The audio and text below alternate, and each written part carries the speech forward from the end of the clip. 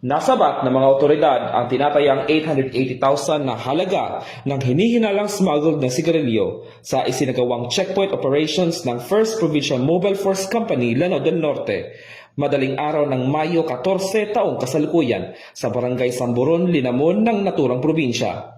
Kinilala ang mga sangkot na sina alias Johyber at alias Oma, kapwa residente ng poblasyon Linamon, Lanao del Norte. Katuwang ang Maritime Police Station, Provincial Intelligence Unit ng Lanao del Norte Police Provincial Office, 10th Maneuvering Company ng RMFB-10 at Linamon Municipal Police Station. Pinahinto ng mga otoridad ang dalawang badya o bao-bao na may kargang mga kahon ng hinihinalang smuggled cigarettes na nakalagay sa likurang bahagi ng mga sasakyan.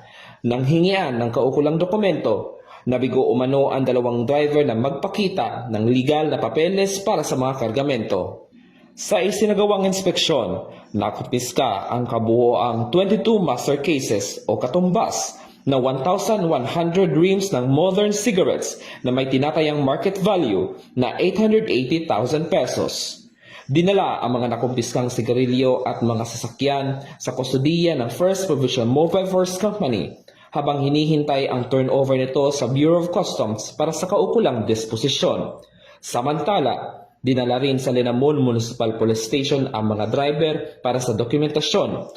Ito ang bagong PNP para sa bagong Pilipinas. Serbisyong mabilis, tapat at nararamdaman. Mula dito sa Lanao del Norte Police Provincial Office, ako yung PNN Correspondent, Patrolman Kim Luna, alagan na batas, tagataguyod ng Balitang Pulis.